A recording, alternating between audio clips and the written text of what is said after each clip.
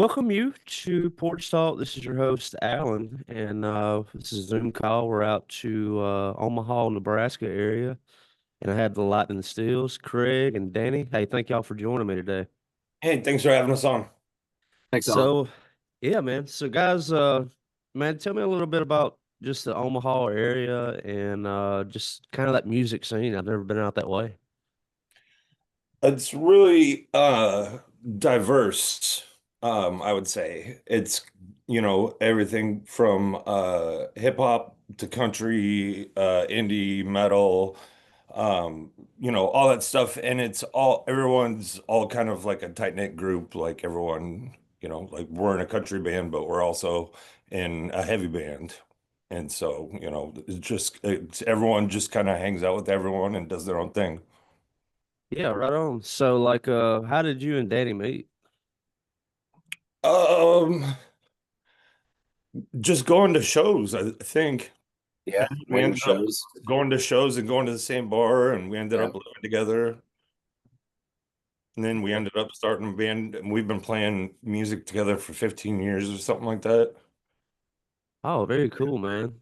So like just between the two of you, like what was some of those earlier influences that kind of made you want to get into music? Dan? Well, I mean, that's a good question. We, I don't know, I guess we were both probably playing records and stuff, hanging out together, but um I don't know. The one of the first bands we started probably was more of like a, down the line of like an indie rock sort of straightforward, kind of indie rock band, so more toward like a Pavement sound or, something like that. But yeah, we've dabbled in different types of music. So now we're in like he said, like a heavier, like sort of like post-punk throwback, you know, louder band. So and now we're doing outlaw country for Craig, So we've done it all. And so that earlier band that sort of brought us together wasn't necessarily, we were listening to older records at the time, and watching old movies and stuff and playing foosball and stuff. So Mhm. just jacking around, smoking meat and stuff before that became a huge trend. Yeah. But yeah, we just kind of started playing music because both of our bands were sort of bands that we were in, that were different bands were just like on a short hiatus. So we just were like, hey man, let's start something. But Mhm. that's kind of how that all came together. And then some of those songs started from just old songs that I had. So it was just, that's maybe where that indie direction came from, you know, Okay. you know. Right on. At that point, I was still very, very immature as far as being able to play, and I was still getting my feet wet with everything. And so it took I wasn't like singing or anything at that time. I was just trying to get my bass notes right. And so it took a while for me to kind of branch out into the singing part, and now in this band playing guitar as well. So it's been a fun journey. I got you. And like one thing I was reading with Lightning Stills is this gas me up and this new record is about sobriety. Do you think like the sobriety kind of helps you kind of uh get to the sound and get to the place mentally you needed to be? Well, what basically I had a really long career of drinking and drugging, and I got to a point where I just had to quit. And so it all once I got sober was right when COVID started, which was actually really nice because it kept me from being able to go out to the bars and stuff like that. But I needed some kind of outlet. So I had always wanted to do a country band, and I had a bunch of song titles already in my head. And my grandpa was in a country band, and when I was growing up, he always played Waylon and Willie for me. And so it kind of helped me.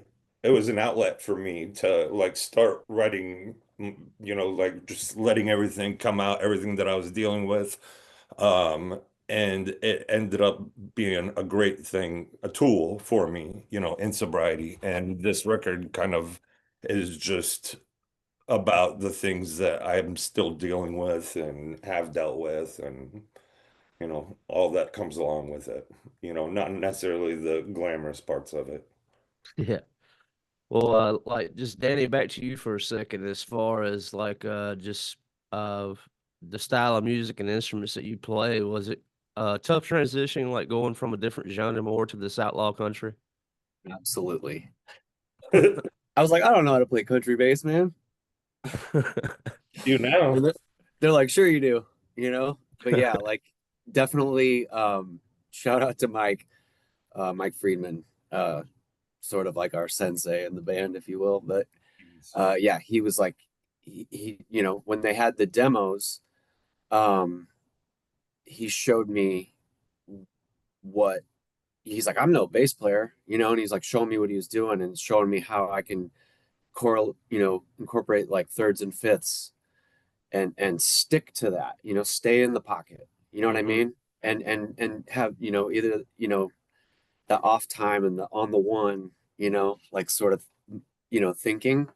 Man, I love it. It's like such a challenge and like an exercise at the same time, you know?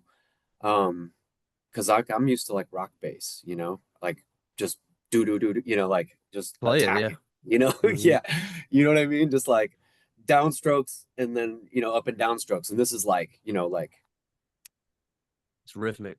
you know, yeah. So it's just like, and you have to know what's coming up because you have to move to the next part, and I can just slide in rock bass, you know what I mean? Like I'm just sliding up to that next thing. So, but yeah, this one is like more punchy, and it's like the band messes up if I fail. So yeah, there's a lot riding on Yeah, I mean, I can the duty. I totally get that. So, like, I started out, I'm 35, and I started playing guitar when I was 15. And in this area where I'm at, I'm in Alabama, but it's right on the Mississippi state line.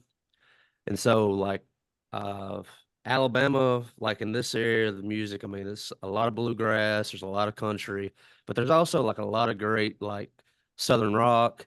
And then you slide over to Mississippi, well, you're in the hill country, you're in the Delta, and so you have the blues infusion.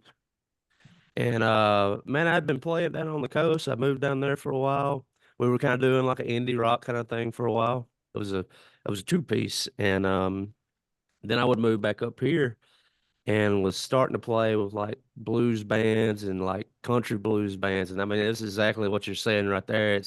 This ain't so much about just droning or just hammering out the notes. It's you got to get in that pocket. Yeah, Because I mean, yeah, and that is like to me, that's when I really started like to appreciate bass for what it was. It's like you said, in the pocket. I was like, if I make one wrong move, this song is not right. yeah, yeah. It's. I feel like I've learned so much, and it's allowed me to sort of branch out in you know in the other bands that I'm in.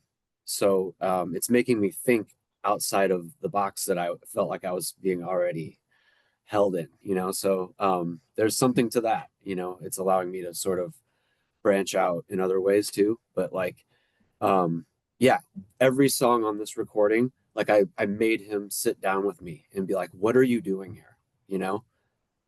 Like how are you getting to these spots? So Hmm. and then I would like play it through until I was ready to record it, Yeah. So it was quite the exercise. And I feel like I held up the recording for months just trying to get this stuff right. Just trying to get it right. Yeah, they were waiting on me for sure. Very cool. Well, Can I man, ask you a question? yeah, yeah. How far away from Muscle Shoals are you? Muscle Shoals is about an hour and a half north of here. That's cool. You ever been there? Oh yeah, yeah. So like Muscle Shoals, Florence, and that Huntsville, that whole area. Man, it's so rich with music and music history. We got the Alabama Music Hall of Fame up there, and you got Fame Studios, and but I'll tell you, man, it's been odd on that north side. Like Florence and Muscle Shoals, they still do some music. Huntsville does some music.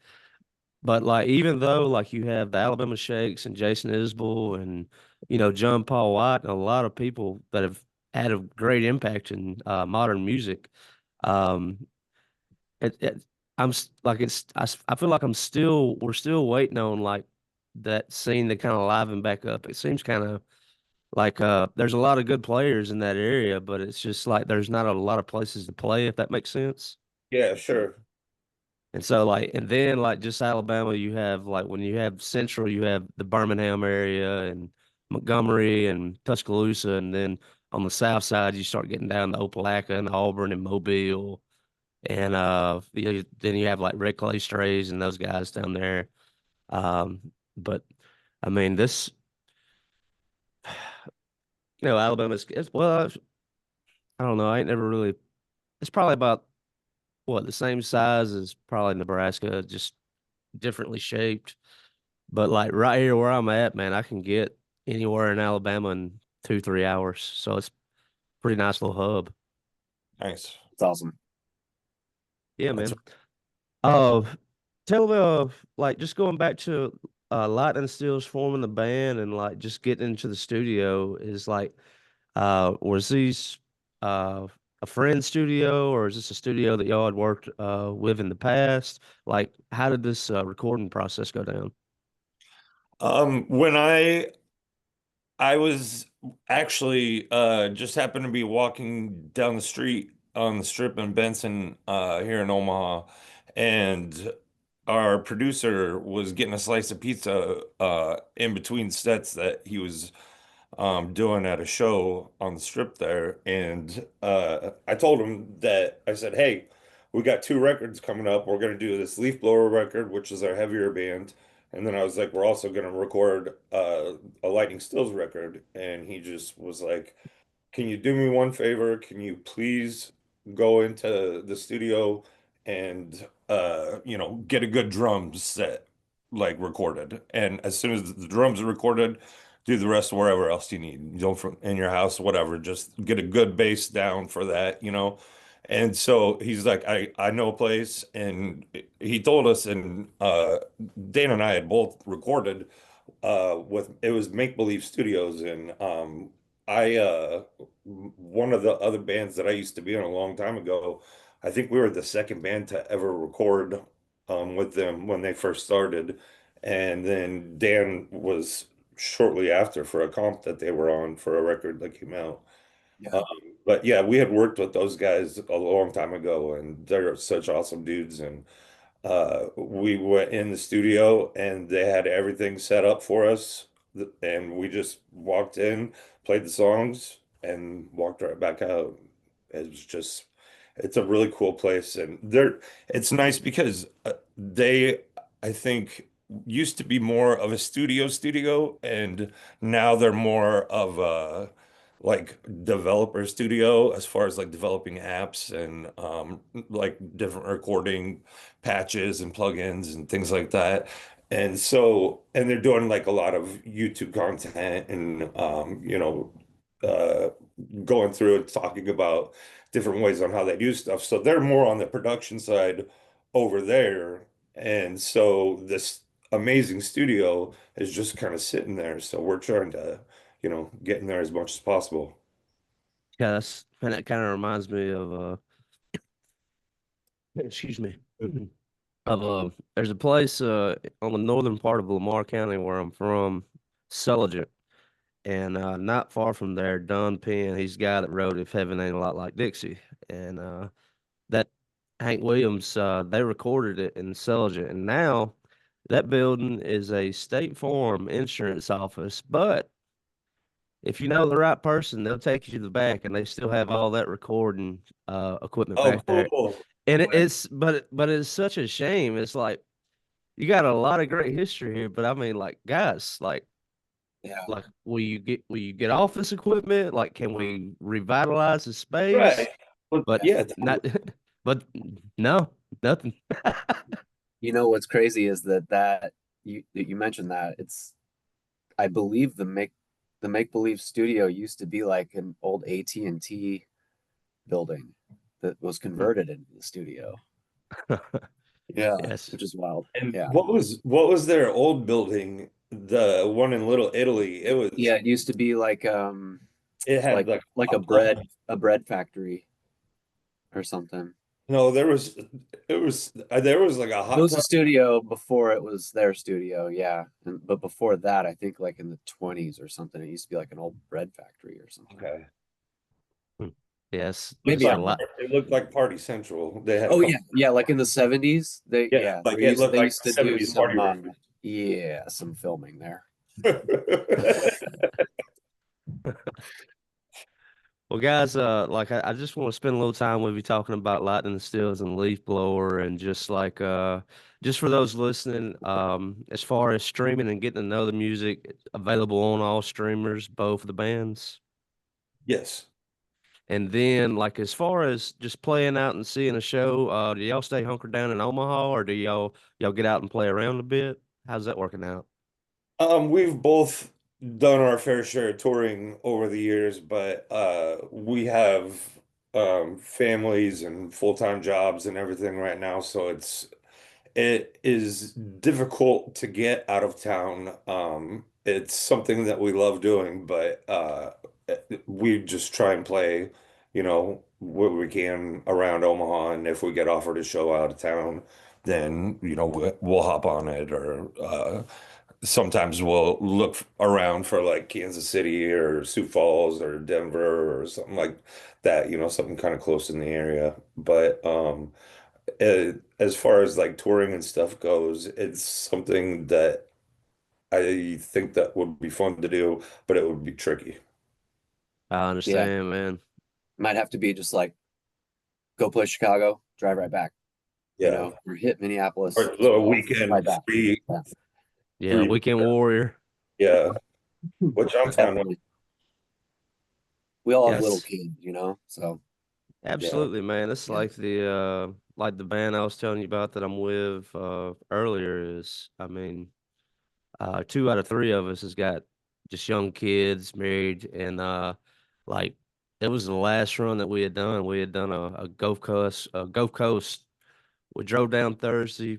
You play Thursday night, you play Friday, you play two shows on Saturday, and then haul back up on Sunday. yeah, And like I remember the last time that we had done that, I was riding with a drummer, and he was like, man, this it's a great time, but man, we're getting older. And he said, I don't know if I got much more of this weekend warrior in me. I Yeah. said, man, I was like, man, I get it. it's Yeah, works. It sleeping works. like back in the day when I did it, I had no problem sleeping on floors and couches and you know being last man standing, and I just don't think that I could sleep on floors and couches anymore. Like Yeah, Absolutely. a difficult thing to do. I mean, and it's the feasibility of it too, and like just the way I believe that kind of music is shaping is, just thanks to online. And I mean, I don't think it's fair at all how streamers treat musicians or artists with the way that they pay, but it does seem like it's completely doable to have like get you some good recordings and get your music out there, and you can kind of build a fan base, and then you kind of pick your battles. yeah, Hmm. And I think that's probably going to be the method. And it seems like, and this might have a little bit to do with Ticketmaster and all those other guys, but it seems to me, especially like in this area, like, and it may be this way in Omaha now, is like it seems like more people are into DIY shows. Like, uh, we'll do a house show, or Yeah, uh, like I own a liquor store, and we do shows. I can't legally sell in Alabama on Sunday, so I just invite a band over and they come play that's at the rad. there you store. go. That's really You cool. just bring you a chair, and so like there's a whole lot of DIY and like just you know like we were talking about with those studio spaces that the building had another life at one time or it's something different today. It's like how can we use these spaces? The Omaha is definitely a huge DIY hub, I would say. When I moved here in 2002, I moved into a house that became a house venue. We had shows like, sometimes 4 or 5 nights a week. But they're bands from like, all over, like a band from Germany played there, like bands from all over the place played there. And we ran that for about 5 years there. It was called Fort House here in Omaha. And I think for me, even before I moved to Omaha, the DIY thing has always just been a huge um, in everything that I do, like in my film making or making videos and stuff like that, and music and t-shirts. I'd like to screen print my own stuff back in the day, like posters, like, patches, like just anything. Just try and figure out any way to do it yourself because it's just, it seems like that's the best way you're gonna get stuff done. Absolutely. And save you a little bit of money. And I mean, also it's got that personal touch on it. It's got some charm to it, Yeah. and Hmm. that's what I like. And when I see like some DIY looking stuff, to me, I see work, they put hard work, and that's like, I mean, unless it's just some sloppy thing but I mean, most of the time, if it's a DIY project like that, then it's usually something they put their heart and soul into and are really proud of. Hmm. Absolutely. Like the packaging on this Lightning Stills record uh was an idea that I had, and I had it like a year ago, and it came together exactly how I wanted it to, and I kind of did the DIY approach to it too. My wife took the pictures for the album cover. My buddy that's been helping us out printing shirts for us DIY for 15 years, ever since we started. He's the one that did all the layout for us, and obviously we're not a big label or anything like that. We put this record out ourselves.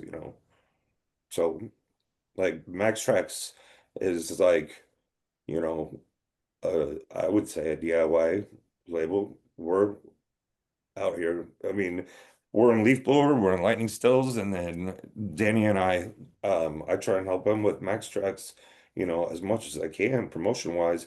But the problem too with what you were saying with streaming and everything like that, it's horrible trying to promote new music like right now, what we're doing or what we were just doing before with Leafblower, because it's like screaming into the void, like Absolutely. I put out so much stuff, what like reviews, videos that I make, post all kinds of posts and stuff like that. And then I'll walk into work and I'll be like, "Hey boss, did you see any of the stuff that I posted?" And he's like, "I haven't seen you post anything in years." It's just like Yeah. I mean, I see the that, only way and to I get hear it is to pay for it. Yeah. absolutely. I mean, it's that way on like you take Facebook for instance. It's like Right. I'm better off promoting the shows on my personal page than the band page because it's like, the band page is like if you're not boosting and promoting it, like backing it with money, nobody's gonna see it. I see the same two people see it. Yeah. Yeah.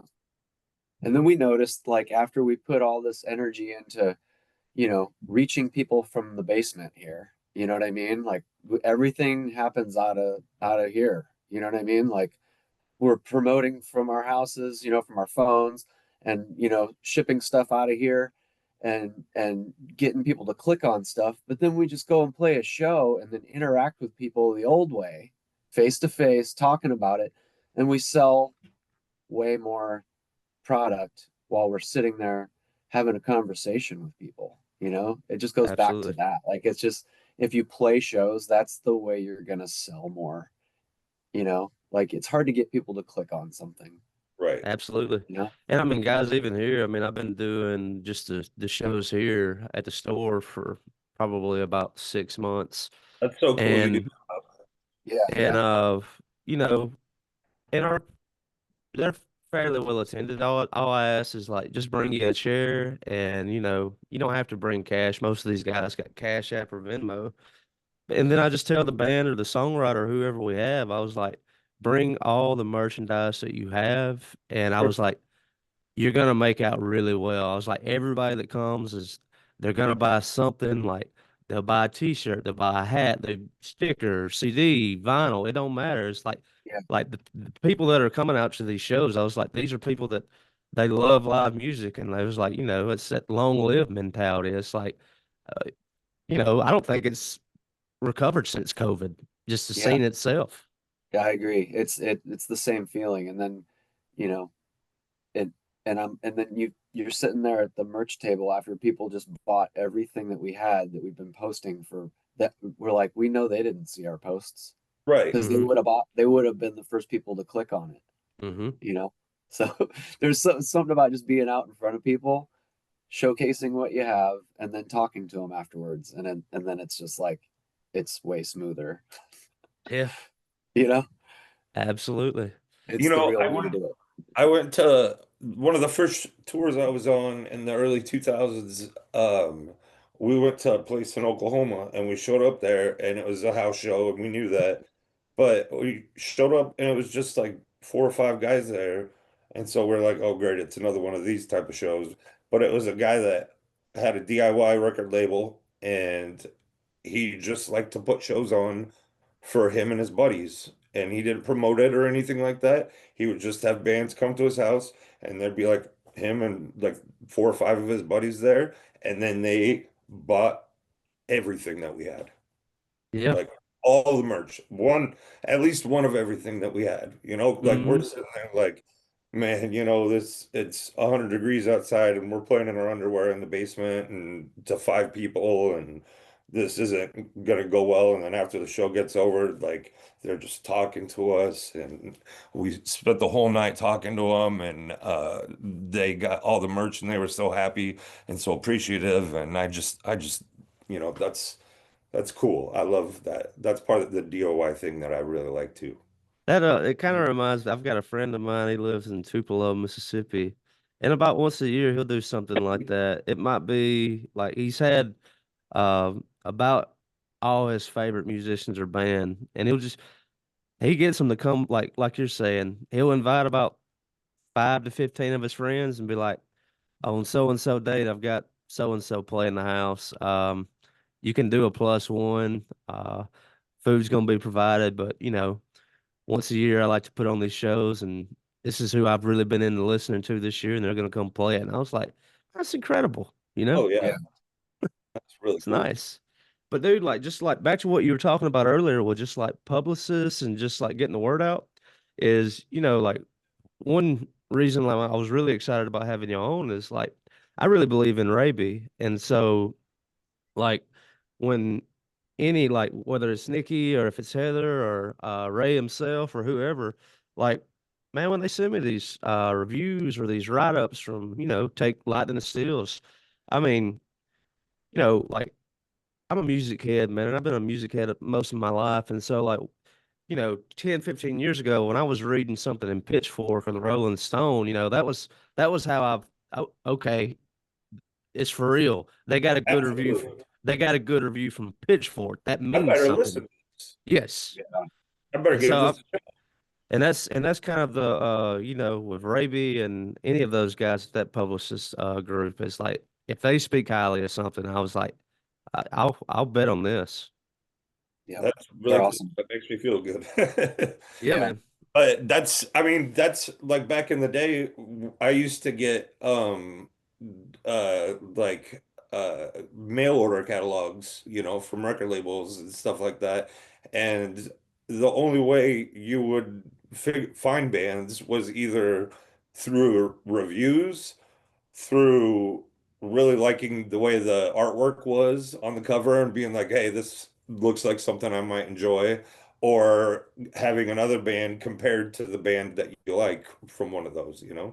Absolutely. And then I know back when we were teenagers and even early 20s, man, just getting out of high school it was festivals.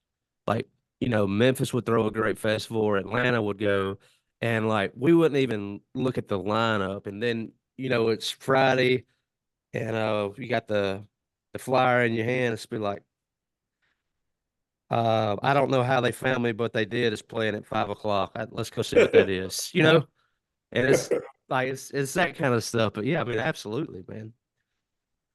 Something else I was thinking about with what we were talking about with touring earlier, and us going on tour now as opposed to when we used to go on tour. I can't even imagine how bands are touring right now with the gas prices. That's twice as much as it was when we used to tour. Hmm. Absolutely, man. I mean, it's a different animal now. And it's like what's crazy, and I'm sure it's that way in Omaha. And I mean, it's one thing that we've been working hard around here in this area is, inflation, everything goes up, but you've got these bars and venues. I mean, they're still paying the same exact wage they was 20, 25 years ago. Right, exactly. And also, I mean, it seems like I've noticed a trend where a lot of the younger generation isn't drinking as much as our generation did. And so bars are losing sales on shows, people will come there and not drink. Yeah. Yeah, Mississippi and Alabama, they both have like medical marijuana, and I think I read an article like late last year that said, since America has been moving more towards like, easing the laws on marijuana, that the alcohol industry itself has lost $800 billion, and I was like, well, I could see it because I mean, like you're saying, it's like even if people go out, I was like, they're not drinking, you know? Right. Right. And there's more than two NA brands now. Yeah. Yeah. There's more Yeah. than just O'Doul's and There's a Bush NA. whole like section at the grocery store of non-alcoholic beers. Of all the same beers that you can get regular, you can get a non-alcoholic version of it too. Oh, Yeah. brother. I mean, just here at the store, it's like I sell beer, wine, and liquor here. But one of my best selling products, NAs. Yep. Zero is my favorite. That's Hmm. I've got those. Bush and A's are big here, and then I like that athletic brand. If you're like more into a Athletic. craft beer, and he you likes can, athletic. Yeah, I yeah, like those. you can kind of get closer to like an IPA, which is like what I like. Yeah. Bush NA was what I actually started on because I started drinking NA beers when I was still drinking. Because I have crazy ways. That's why addiction is a funny thing. I had all these crazy ways of justifying stuff. But I quit drinking real beer and started drinking Bush NA so that I could keep drinking whiskey because I couldn't drink whiskey and beer because I'd get too fucked up. So I had to quit one or the other, and I didn't want to quit the whiskey. So I was like, well, I'll just drink a bunch of Bush NAs. And so that kind of got me onto the Bush NA train, and I really liked NAs. And even when I would go out to the bar, I wouldn't even or even if I wasn't drinking whiskey, I just liked Bush NA for a long time after that. And I've been really happy to see all these new brands come out, and they got those THC drinks now too. Hmm. You Yes, got they the do. That's crazy that you say that because I I quit drinking like shortly after Fort, like probably I don't know, 9 months after Craig or so, or a year. And that was during COVID, right? So there was Hmm. no like social anxiety, no weirdness of like, you know, not having a beer in a bar or something. And then I went like the first 2 years of not even thinking about NA as like, you know, an easy like solve for this weird social situation where I feel like I got to have something in my hand, Yeah, you absolutely. know? And then once he was like, dude, NAs, they got NAs here. And I was like, oh my gosh, I remember the moment. It was at one of our shows and I was like nervous and I was like, and he's like, dude, they have NAs here. And I was like, oh, I didn't realize that I could like lean on that. You know what I mean? And I was like, oh Mhm. my gosh. So yeah, um, that's like an easy way to like trick yourself, you know what I mean? Out of that Dude, weird, absolutely. NA beer was anxiety. Yeah. definitely that was something that helped. I don't think that I would recommend it for everyone because I think that it's a No, slippery me either. I'm not slope. promoting that. Yeah. Yeah. Uh, But dude, but I'm go it ahead. happened, it worked for me because I always had a beer in my hand for 20 years, Yeah. like whether, I mean, towards the end, even if it was the NA beer, but I've always had a beer in my hand like all day long. And so it was hard to transition. So first I transitioned to just plain sparkling water in a can because Yeah. I was a can guy, you know, so Right, me too. Yeah. that carbonation and like the crack of the can and everything like that. But it's I just I don't know. I really enjoy having a NA beer and having that so many different options now, even though I stick with one. I tell you, do this, and like with that social anxiety or whatever it is that you're talking about, it's like even if I go out now and I'm not drinking, I'm like you said, just out of habit, and it's almost like just to keep from a buddy of mine from saying something. It's like I go straight to the bar and I just get me an athletic, Yeah. and like he's not even paying attention, but like if I would have came back with a water or a Sprite or something, he'd be like, "You ain't drinking?" I was Yeah, like, "What's it matter what I'm doing?" Yeah. don't worry about it. Yeah. Yeah. Yep. But I Yep. was like that whole social aspect of it is like, well, you're at a bar, you're supposed to drink. It was like, Right. not necessarily. No. Yeah. Yourself an NA beer and throw it in a koozie, Yeah. this and Hmm. They walk have around. coffee at the Yeah. bar that we were playing at that night. It's like our friend's place, Hmm. and our other friend like promotes the shows there too. So they make sure everybody's comfortable. And they know we don't drink, and they fired up some coffee for me that day. Like I remember that, and like um and then I didn't even just the moment of realization that I was like, oh my gosh, I could try an NA, you know what I mean, or whatever. And I was like, whoa, like it totally tricked me, because I had something cold in my hand, you know, Hmm. and then I It, could just be nervous about the show, and that was it. It that's makes it. you Yeah, fun. that's you it. know, back to just being nervous, Yeah. you know. I mean, same way here. And I think it may be just like, I think it seems like a lot of musicians and band songwriters are kind of catching on to this. Uh, I've got a coffee maker here, and as far as I know, I think like out of my staff, I think I'm the only one that drinks coffee. But Yeah, like it seems like every time a band comes, it's like guys, water, any soda I have, I got coffee, or I mean, you can help yourself, you can have a drink. It's always coffee. I yeah, was like, man, just give me a cup of coffee, we'll be good. yeah. Just need a little boost. Yeah, You keep know? going Yeah. a little go juice. Hmm. Yeah. Well, guys, I want to do about three more questions and we'll start wrapping it up. Once again, guys, thank y'all so much for your time. Thank Thanks again for you. Uh, having us. yeah, man, I've really enjoyed the conversation. Yes.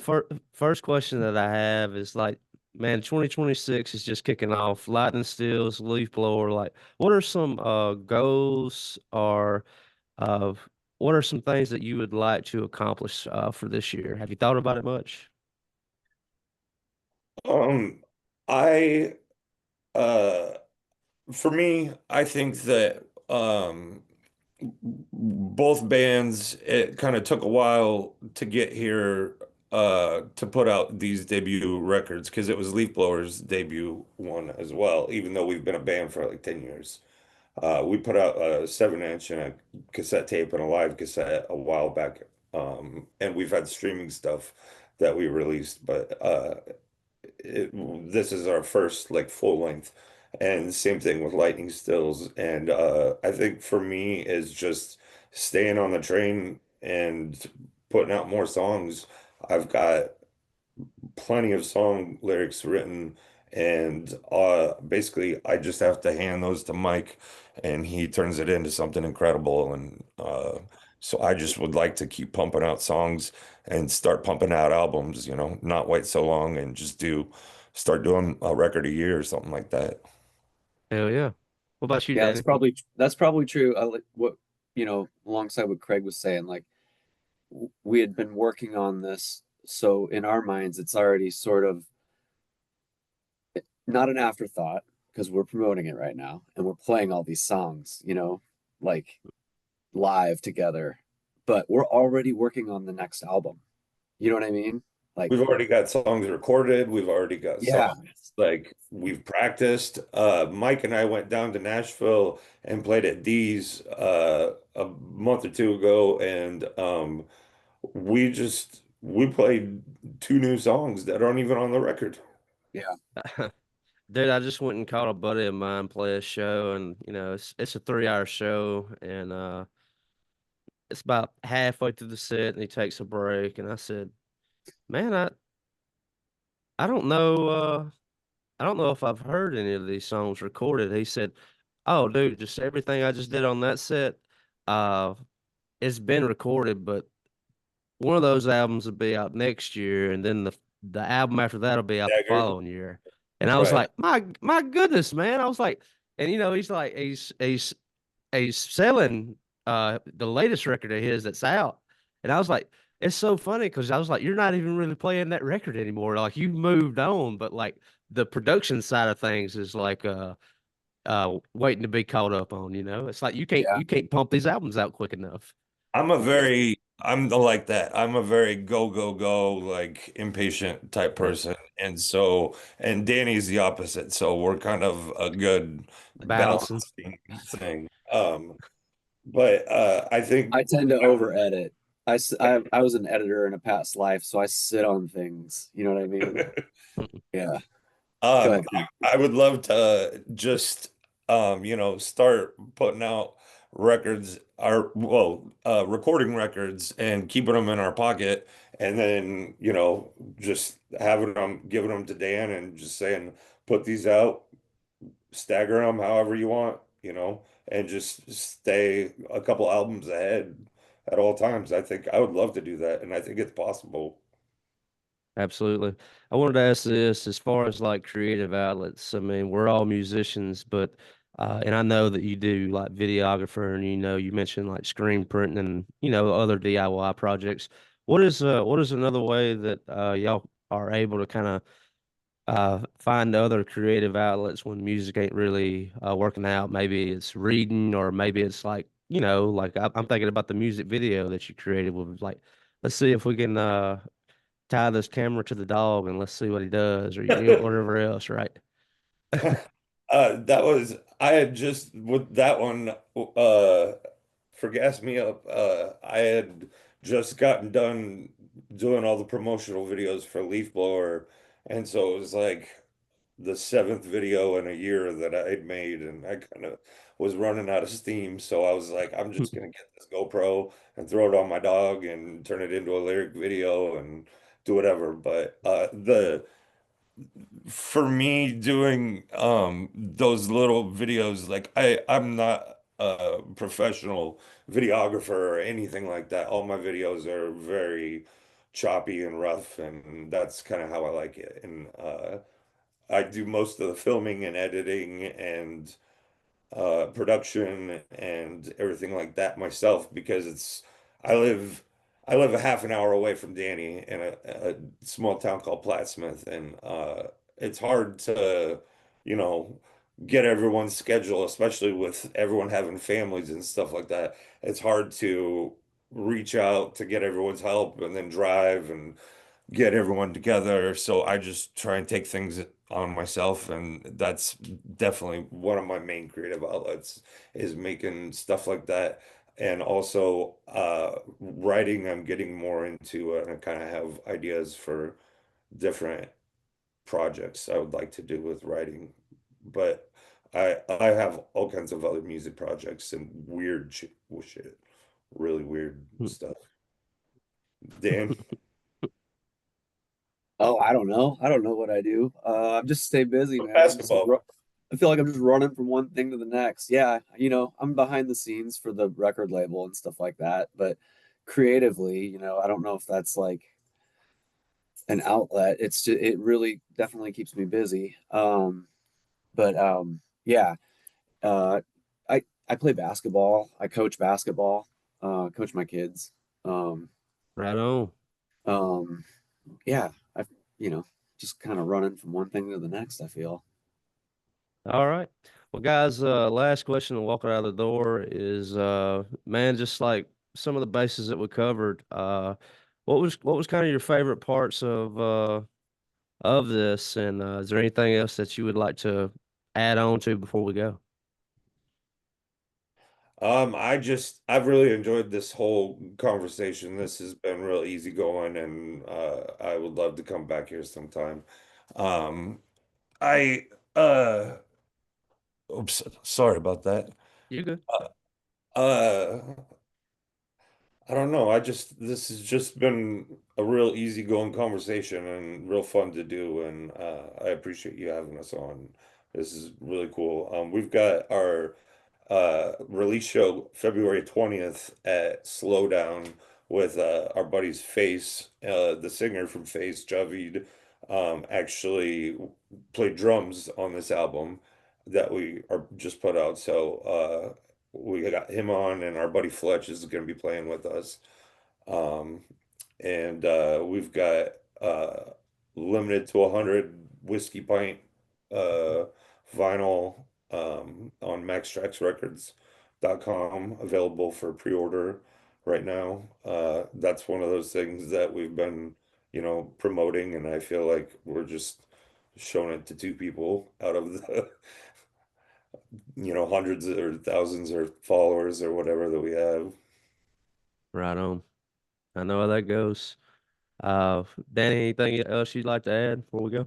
Yeah, I'll just follow up what Craig was saying. Just go get the limited pre-order while you can. They're going quick. It's at our website. It's MaxTraxRecords,